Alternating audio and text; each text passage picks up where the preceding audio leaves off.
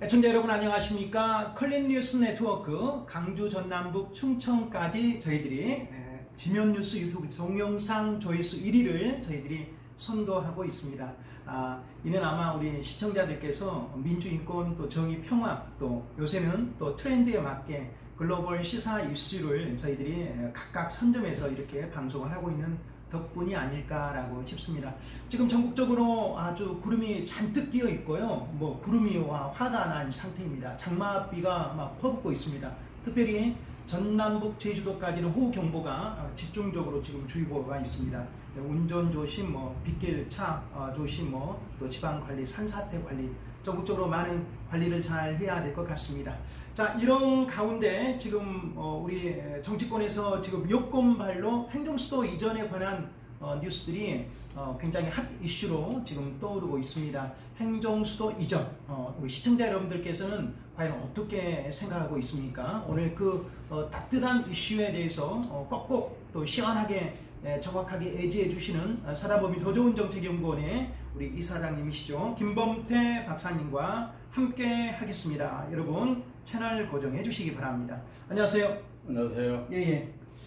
버스 타고 오늘 오셨다고 들었습니다. 비가 와서. 예. 평소에 자전거를 잘 이용하시는데요. 버스 타보니까 어떻습니까? 좋아요. 대중교통 참 좋아요. 마스크 쓰시고. 그게 좀 불편하긴 한데 모두가 해야 될 일이니까. 또 나를 위해서도 우리 모두를 위해서도 마스크도 해야 되죠. 버스 타는 걸 어떤 점이 좋습니까요? 평소에 타시니까 자전거 아니면 버스를 일반적으로 대중교통을 이용하게 되면 사실상 이제 오늘 비가 오기 때문에 그런 걸 잘 못 느끼는데 이제 승용차가 시내에 벅적거리면 온실가스 이런 문제가 많이 심각하죠. 이 국가적인 이제 재난들이 사실상 이 데워진 대기 이런 것이 큽니다. 그래서 대중교통을 이용하는 것이 그런 점에서 매우 좋습니다. 개인적으로도 당연히 좋으시니까 이용을 하실 테고요. 대중교통을 이용하면 참 좋습니다. 탄소 절감부터 시작해가지고 또 개인적인 또 도보 운동도 되니까요. 자, 운동에 관한 것으로 문을 열어주셨고요. 행정수도 이전 찬반 여론이 지금 뜨겁습니다. 벌써 YTN에서는 지금 여론조사를 실시했어요. YTN에서 나온 거 보니까는 국민의 조금 그 시소가 조금 기울어졌어요. 거기서부터 한번 이야기를 말씀해 주시죠. YTN 뉴스 여론조사 보셨습니까? 행정수도를 이전해야 된다라고 하는 여론조사가 조금 지지율이 조금 높습니다. 저도 당연히 저는 지지하는 편이고요. 근데 이제 문제는 이제 이번에 이 이슈가 등장하게 된 배경이 조금 문제가 있었어요. 배경은 문제가 있다?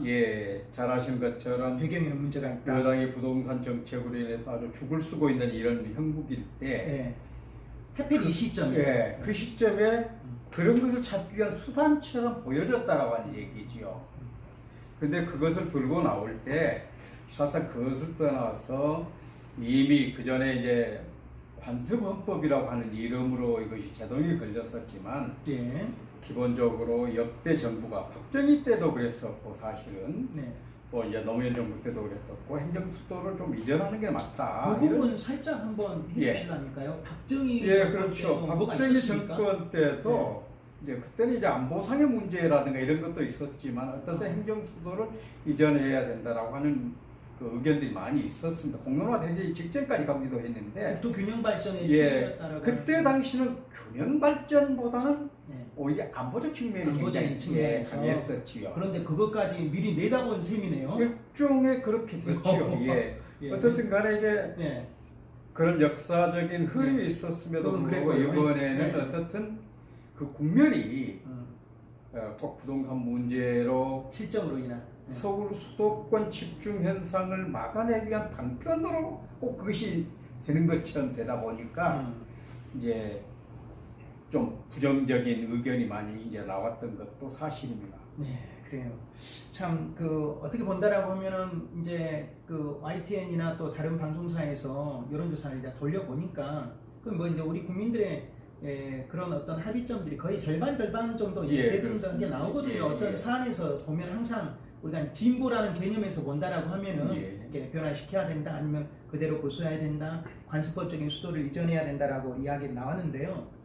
노무현 정부부터 그것이 대선 공약이 되었고 2002년도에 2004년도에 그것이 사실 이제 헌재 헌법재판소의 판결로 위헌 이제 판정이 나왔지 않습니까? 예. 그랬습니다. 자, 어떻게 본다라면 이게 이제 과연 실현 가능성이 있냐라고 하는데 이제 방점을 찍어야 되는데요. 예. 어떻게 보십니까? 저는 가능성이 있다고 했다. 가능성이 있다? 왜 그러냐고 하면 사실상 우리나라 이제 수도권에가 인구의 70~80%가 몰려있는 이런 형국은 어딘지 모르게 잘못된 것이죠. 네. 단순히 인구 집중뿐만 아니라 그것에 따른 온갖 사회적 문제들이 막 쏟아지고 있지 않습니까? 그렇다고 하면 그것을 해소시키는 방안은 결국은 이제 공공기관 이전 문제가 나오고 있습니다만은 그쪽으로 수도권의 인구가 몰리지 않을 수 있도록 해줘야 된다. 그것은 결국 국토의 균형적 발전이라고 하는 측면이 매우 강합니다. 그렇다고 하면 이제 지금 집권 여당에서 행정수도를 먼저 들고 나와버렸기 때문에 지금 이슈가 뜨겁게 달아오는 건데. 그렇죠. 정책을 집행하는 그렇죠. 쪽에서. 네. 사실상 이미 공공기관 이전이라든가 이런 부분은 이미 계획된 거기 때문에 그것부터 차근차근 했었다라고 하면 이런 갑작스럽게 혼란이 오지 않았을 것인데 자연스럽게. 예, 그렇죠. 근데 갑작스럽게 이제 부동산 문제로 서울의 집값이 상승하고 막 이런 문제가 터지다 보니까 그 이면에 속내가 야당에서 집중적으로 공격하고 있는 것처럼 결국 부동산 정책에 실패하니까 그것을 덮기 위해서 행정수도 이전이라고 하는 카드 갖고 온 건 아니냐 라고 하는 이런 의구심으로 발전된 것이죠. 그럼에도 불구하고 사실상 야당 내에서도 이해가 충돌하는 지점이 있기는 하지만 행정수도를 이전해야 된다 라고 하는 얘기들을 폭넓게 하고 있습니다만 아직 드러내놓고 몇 사람 외에는 논으로는 나오지 않았어요. 그러고 있습니다. 보니까 오늘 그 CBS에 오늘 그 삼선 의원이 출연하셔가지고요. 그분 많이 출연하신 분인데 그분이 나오셔서 자기는 이제 서울이 지역구니까 당연히 반대한다라고 이야기를 했고요. 그리고 당에서는 소수에 찬성하시는 분들이 있고 그리고 반대하는 분들이 좀 다수다라고 미래통합당 의견은 이야기를 했습니다. 이제 무엇보다도 그 논란의 한 가운데 이제 이런 점이 있었는데 상당히 어떻게 본다면 이제 176석의 슈퍼 여당 이제 여권 아닙니까? 이제 미래통합당 이제 103석인데요. 개헌이 통과한다라고 하는 그 시점은 이제 3분의 2선이지 않습니까? 그러면 이제 미래통합당이 지키고 있는 한 고순하는 이제 개헌 통과는 사실 어려운 시점인데요. 개헌 통과는 어려운 시점인데 점진적인 방향으로는 어떻게 보면은 수도권의 과밀화 또 국토균형의 발전 측으로는 이런 부분이 바람직하다라고 하는 것에는 찬성을 하시죠. 예, 그렇죠.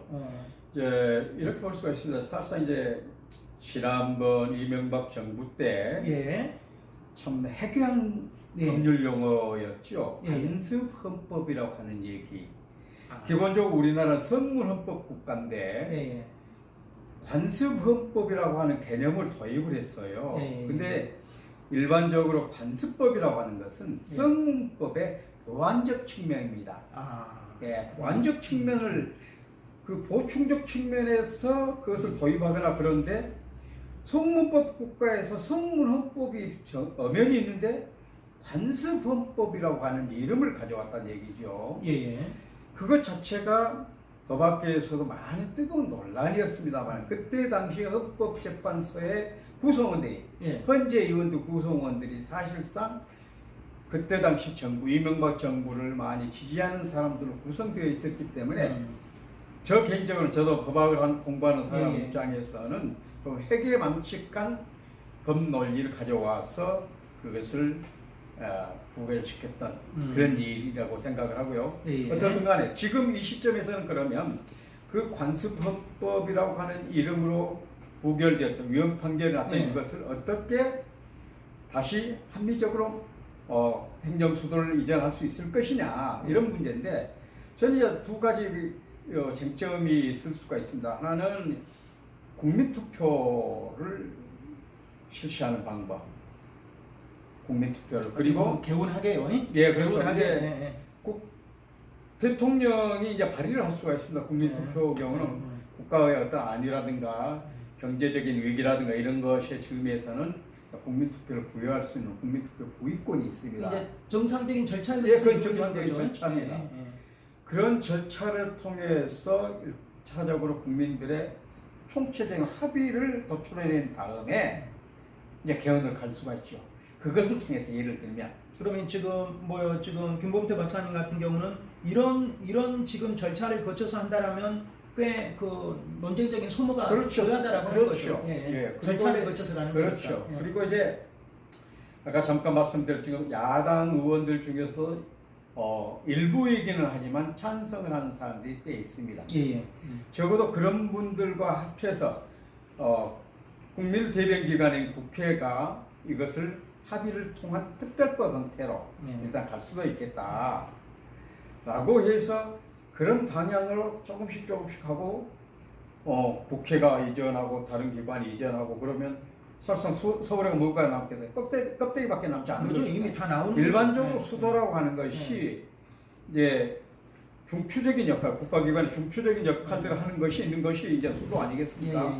그런다라고 하면 실질적으로 핵심적인 최근처럼 그것이 빠져나오게 되면 어쩔 수 없겠구나라고 하는 측면으로 개헌도 이루어질 수밖에 없는 그런 방향으로 가게 된다라고 좀 순차적으로 하자라고 하는 거죠. 그렇죠. 무리를 하지 않고도 충분히 가능하다. 그러니까 아까 말씀하셨던 것처럼 박사님 말씀하셨던 것처럼 정부 여당에서 지금 핫 이슈를 꺼내가지고 원내대표부터 뭐 끝장을 내버리겠다라고 하는 그런 발언을 사설에서 지금 나온 게 방송에서도 지금 이제 나오고 있지 않습니까? 그러니까 방금 말씀하신 것처럼 2차 공공기관 확정이 사실 이루어진다라고 하면 그게 이제 상징적인 행정수도 이전이지 않습니까? 그래서 그렇게 좀 갔으면 좋을 텐데라고 하는 것이 있었는데 막 여당 대표 또 뭐 국회의장 뭐 아주 뭐 그냥 뭐 군사 작전을 발굴하듯이 막 이렇게 막 쏜살같이 막 집중 포화를 해야 한다라고 하니까 굉장히 좀 국민적 합의를 도출하는 것에 대해서 모양새가 좀 있지 않고 무조건 밀어붙이기식이 아니냐라고 하는 그런 난감한 생각이 많이 들었어요. 마지막 질문입니다. 그런 지점인데요. 예.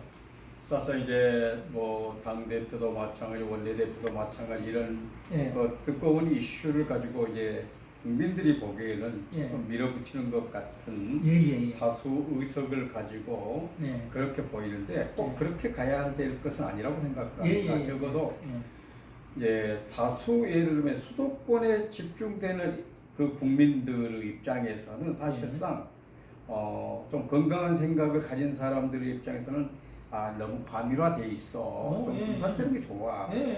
왜? 그것이 곧 삶의 질을 높이는 것이니까.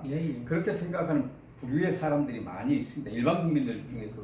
그렇다라고 하면 아주 건강하신 분들이네. 점진적으로 이러한 일들을 우리가 급할수록 돌아가라고 속단에 있습니다. 그래서 이렇게 뜨거운 이슈가 등장할수록 차근차근 국민적 합의를 도출해 나가는 방향으로 일을 추진하는 것이 문재인 정부가 사실 2년이 채 남지 않았습니다. 레임덕 현상을 막을 수도 있고 국민적으로 지탄을 덜 받고 또 집권 여당으로서도 과부하 걸리지 않습니다. 갑자기 무거운 짐을 지게 되면 우리가 과부하 걸린다 그러지 않습니까? 그래서 차근차근 하나씩 해나가면서 국민적 합의를 도출해낸다라고 하면 뜨거운 감자의 행정수도 이전도 충분히 가능하다. 그런데 여기서 한 가지 좀 우리가 고려돼야 할 부분이 있습니다. 뭡니까? 사실상 우리가 남북이 분단된 상태입니다. 그럼 실질적으로 남북이 통일된다라고 했을 때 거기까지 내다봐야 된다라고 하는 거죠. 그렇습니다. 그렇죠. 통일된다라고 했을 때 예를 들면 통일수도. 통일수도를 과연 세종시에 두는 것이 적합할 것이냐라고 하는 그건 또 아니죠. 우리가 한 번쯤은 고민해 볼 필요가 있다. 이런 말씀을 드릴 수가 있겠습니다. 어려워요. 이런 생각을 또 한번 해봤습니다. 한편으로 뭐 정부 여당을 뭐 이렇게 옹호한다는 생각이 아니라 어떻게 본다라고 하면은 한 집안에도 가장이 있고 강주광역시에도 시장이 있고 뭐 각 구의 구청장이 이제 계신 것처럼 정부 여당이 안고 있는 숙제가 상당히 무겁겠구나. 그렇습니다. 그리고 어떻게 본다라고 하면은 이제 정부 여당이 되어가지고 정권을 잡아가지고 행정을 집행해야 되는데 나름대로 과연 좋은 숙제를 안고 있어서 이렇게 그 남은 임기 동안 뭔가를 해야 된다라고 하는 그런 이제 혼자만의 부담이 있어서 이렇게 급진적으로 이렇게 지금 일을 진행하려고 하고 또 좋게 끝을 내려고 하는 건데 과연 또 그것이 국민의 눈높이에 또 맞아야 되지 않습니까? 그리고 이제 지금 어떻게 본다면 코로나 정국이기 때문에 이것보다도 사실 경제거든요. 지금 국민들은. 그래서 조금 거리가 좀 먼 듯한 거리감이 있지는 않을까 싶습니다. 네, 그게 이제 결국 이제 문재인 정부가 말씀드렸던 것처럼 2년치 남지 않았기 때문에 일종의 강박발령으로 다가올 수도 있습니다. 그래서 적어도 집권 말기에 자기 집권 하에서 이런 커다란 속도를 좀 풀어보고 가고 싶은 그것이 선대 노무현 전 대통령이 꿈꿨던 행정수도 완성이라고 하는 관점에서 그런 것을 한 번쯤 이제 밀어붙여보고도 싶은 그런 욕망 이런 것들이 있지 않겠습니까? 그럼에도 불구하고 적어도 자기 임기 내에 이런 일들 충분히 논의돼서 이루어질 수 있을 것이라고 저는 믿습니다. 아니 뭐 좋은 정책이에요. 수도권 과밀화를 막는다라고 하는 것은 건강한 대한민국의 100년 대계를 위해서도 사실 필요하거든요. 그렇죠. 그래서 건강한 정책, 이렇게 좋은 정책을 국민적 합의, 또 무엇보다도 또 우리 국회는 또 파트너가 있지 않습니까? 그래서 파트너를 잘 이렇게 좀 다독거리고 또 합의해서 이렇게 좋은 결과를 행정수도 이전이라고 하는 대한민국의 블루청 사진은 너무 멋진 그림입니다. 이 그림 잘 이루어내시길 정치권에게 우리가 다시 한번 구합니다. 지금까지 좋은 말씀에 사단법인 더 좋은 정책연구원 김범태 박사였습니다. 고맙습니다. 네, 시청자 여러분 어떻게 들으셨습니까? 행정수도 이전 핫한 이슈입니다. 오늘도 시원하게 그 방법과 해안이 있었는데요. 우리 김범태 박사님의 말씀처럼 국민적 합의 또 정치권의 합의 이런 것들이 굉장히 또 급선무다 또 급할 때 돌아가라라고 하는 것도 우리에게 좋은 가르침인 것 같습니다. 자, 여기서 마치도록 하겠습니다. 지금까지 보도제작의 김주석, 진행의 저는 임영이었습니다. 고맙습니다.